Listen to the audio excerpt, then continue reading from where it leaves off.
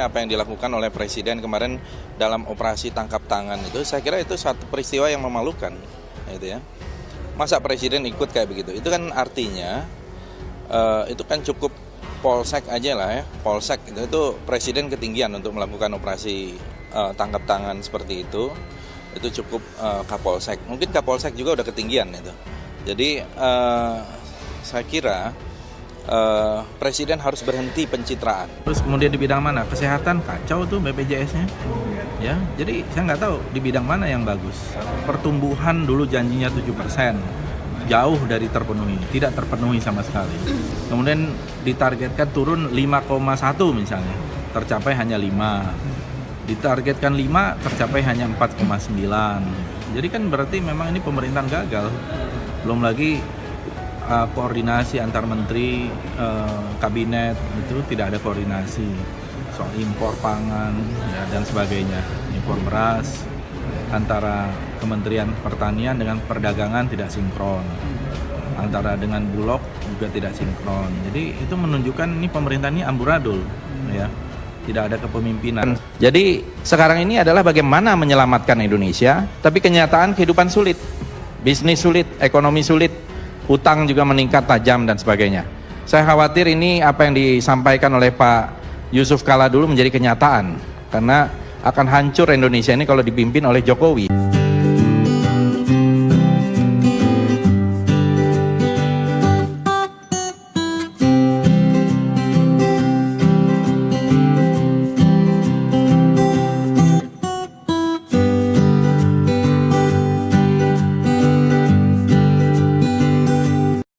KO, Fadlizon disentil, disliding, diskakmat, dibanting, pasca kegap, like video dewasa. Aduh.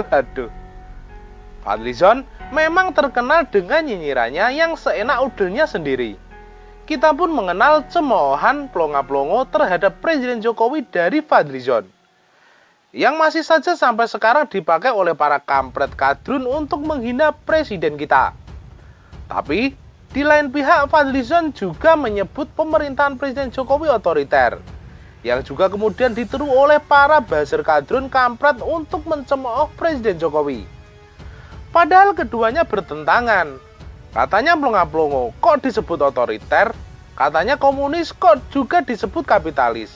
Artinya Fadlizon ini memang niat banget mau menjatuhkan kredibilitas Presiden Jokowi. Dia tidak peduli bahwa apa yang dia katakan itu tidak logis, alias tidak konsisten.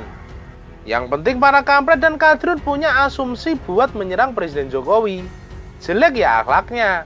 Fadlizon pun melindungi dirinya dengan jabatannya sebagai seorang anggota DPR untuk seenak udelnya nyinyirin pada Presiden Jokowi.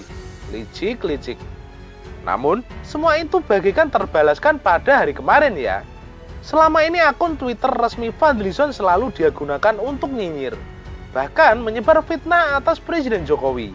Dari kemarin, akun Fadlizon jadi senjata makan tuan, yakni ketahuan melek cuitan yang berisi konten porno, alias kegap nge-like video dewasa.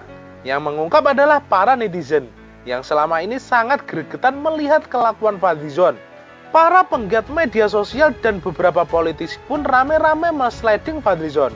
Yaps, sungguh apes ketika seorang anggota DPR biasanya dipanggil dengan embel-embel kata yang terhormat, terbukti nggak ada akhlak, yang selama ini merasa sok pintar, petantang-petenteng, mencemooh seorang presiden yang sederhana sosoknya. Ternyata dia sendiri sangat jauh level akhlaknya dibanding dengan orang yang selama ini dia hujat dan bahkan fitnah. Dengan berlindung di balik kegiatan mengkritik sebagai seorang wakil rakyat, memalukan dan menjatuhkan dirinya sendiri, rasain. Ferdinand Huta Heian sih kalem saja sentilannya. Undang-undang pornografi, KUHP dan Undang-undang ITE mengatur tentang konten pornografi. Membuat dapat diakses konten tentang keasusilaan diatur pasal 27 Undang-Undang ITE. Tulis Ferdinand. Sesuai dengan profesinya sebagai pengacara, ya kita paham lah, nge-like konten video dewasa di Twitter sama saja dengan menyebarkannya, karena akan nempel di profil kita. Di bagian like kalem tapi serius nih. Mu'anas Alaidin juga seorang pengacara dan politisi PSI, memberikan komentar yang menohok. Rugi rakyat bayar Pak Fadlizon, jangan sampai beli pulsa dipakai juga nge-lag gituan ya. Ikut dianggarkan pula, tulismu Anas Alaidin. Betul sekali, jangan lupa bahwa Fadlizon adalah anggota DPR yang dikasih tunjangan komunikasi tiap bulannya. Duit rakyat loh ini. Besaran tunjangan komunikasi ini sebesar 15 jutaan sebulan. Tunjangan sebesar itu kalau sampai digunakan untuk menonton video begituan di medsos atau internet, apa kata rakyat? Sementara di antara rakyat ada yang tidak punya uang untuk beli kuota internet buat anaknya sekolah daring dan lainnya. Seledingan Anas ini jadi sangat telak kan menampar muka Fadlizon. Gimana seandainya akun Pak Jokowi yang lag akun itu ya? Mungkin Fadlizon pasti berhari-hari membulinya, tulis Denny Siregar. Ini sangat telak menskakmat Fadlizon. Presiden Jokowi membangun infrastruktur saja dinyinyirin oleh sama Fadlizon. Apalagi jika seandainya sampai melakukan kesalahan. Tapi justru Fadlizon yang kejadian ya. Kualat kali tuh sama Pak Jokowi. Kebanyakan fitnah, akhirnya berbalik dengan sangat telak. Menyambar dan membakar dirinya sendiri. Ayo, nyebarin video begituan dosa nggak tuh? Coba cek sama sohib ulamanya. Kali aja dapat pencerahan. Permadi Arya, yang juga dikenal dengan nama beken di media sosial Abu Janda, bahkan jadi berita media terkait pengungkapan soal Fadlizon kegap nonton video begituan. Menayangkan berita dengan judul Abu Janda pergoki Twitter Fadlizon yang nge-lag akun video dewasa. Haduh. Biasanya Permadi diserang para kadrun dan kampret, sampai dimaki-maki dan disumpahi. Tapi kali ini saya yakin, para kadrun dan kampret tidak bisa bersuara sedikit pun. Lawang ada buktinya, sebuah video diunggah Permadi Arya dalam cuitannya, di mana video itu merekam dengan akurat isi akun Twitter Fadlizon yang melek cuitan berisi video begituan. Kadrun dan kampret mau ngomong apa coba? Masih ada beberapa cuitan dari Permadi yang telak.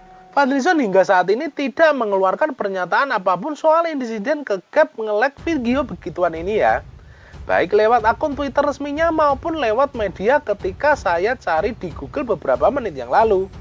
Seakan tidak berkutik, mau bilang dibaca sudah nggak bisa, karena sudah nge-lag video tersebut. Fadlizon masih menuliskan banyak cuitan khas Fadlizon. Apalagi kalau bukan nyinyiran, terutama soal Mensos Risma yang belusukan.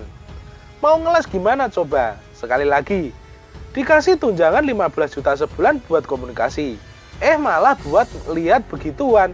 Gimana perasaan rakyat ya? Atau memang benar bahwa Fadlizon mewakili FPI, tapi kok nonton begituan? Pusing kan? Selalu dari saya. Nah sobat semua, apa tanggapan kalian mengenai video ini? Komen di bawah. Dan sampai jumpa lagi di video menarik selanjutnya. Bye-bye.